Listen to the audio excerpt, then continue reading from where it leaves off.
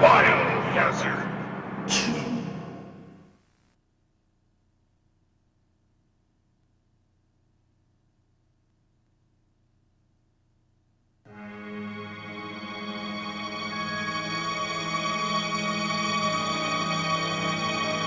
The setups that we had, we were in this real jailhouse, which is abandoned, but very spooky environment,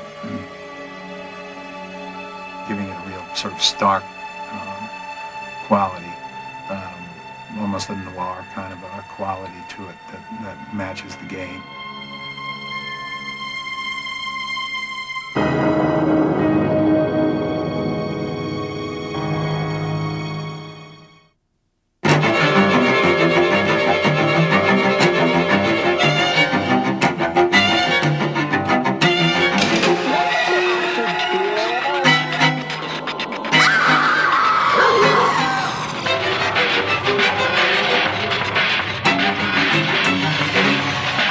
Biohazard 2.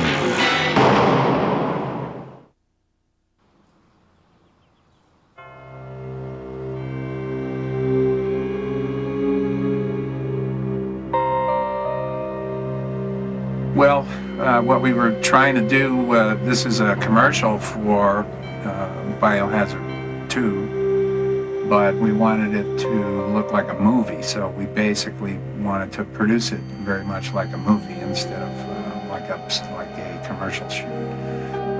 It's fabulous. I mean, I love making the movies, and it's great that there's a game which is, it's like a flashback to that genre, and it's, I can feel maybe a little bit like I had some influence on it, and so I feel very flattered, And it was just like a small motion picture shoot with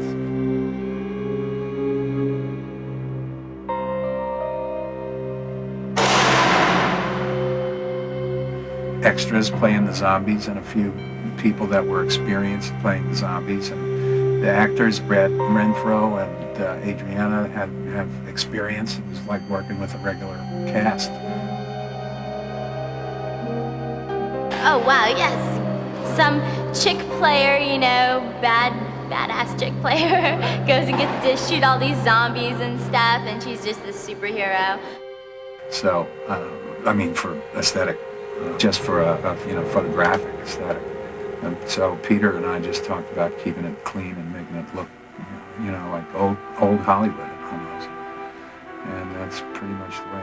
Behind a character, in front of a character, it sometimes gets tricky lighting-wise because you want to keep it spooky, you want to keep it dark, but there's, particularly with any sort of blood effect or anything like that, you have to have enough light there so the audience knows really what's happening, but keep it spooky at the same time.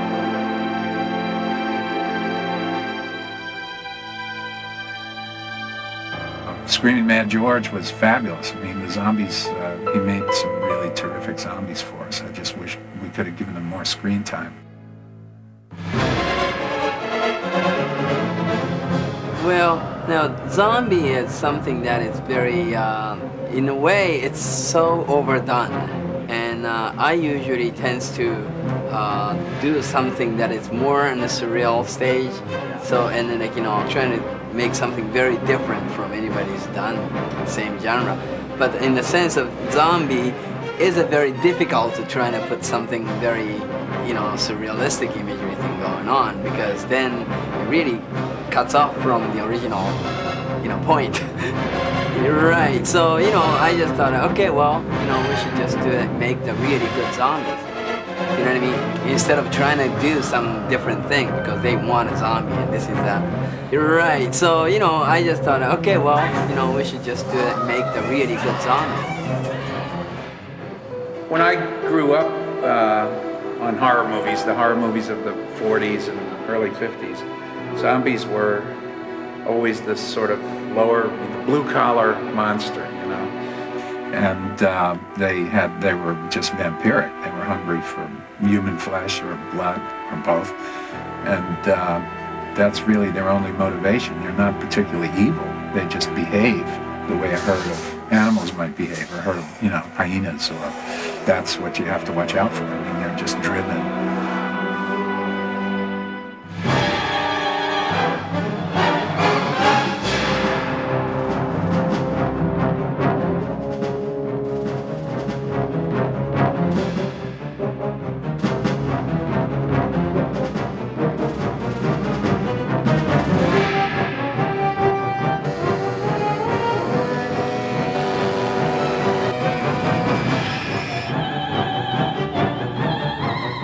Well, it's funny when you get a bunch of zombies in a room. I find all the times that I've worked with zombies, if I make any physical move when I'm talking, then all of a sudden they all do it.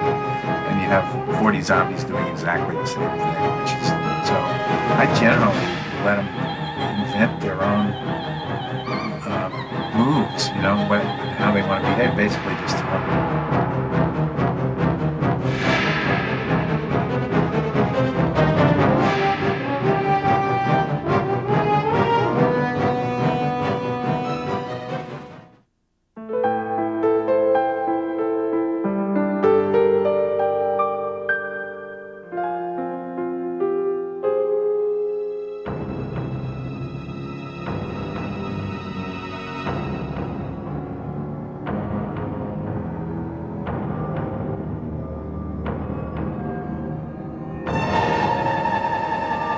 What's that?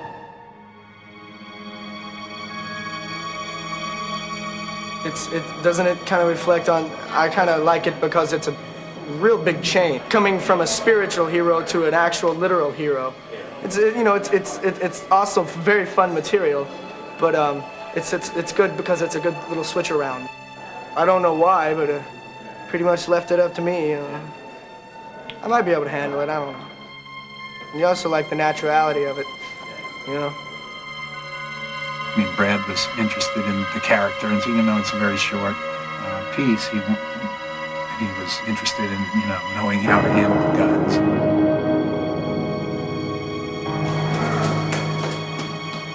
In my stories, the people that are trapped by them or that get in trouble are people who just can't either handle it or can't communicate properly with each other to form a plan to work around this problem, and so.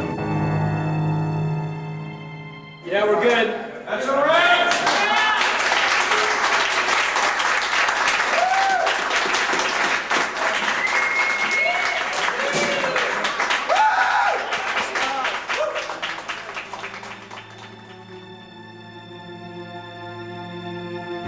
They don't have a lot of power. They move slowly. You can defeat them easily one at a time. But when there's enough of them, and when you're not very organized yourself, or your group can't communicate or whatever, they're going to get you. And those are thematically what I've always worked with.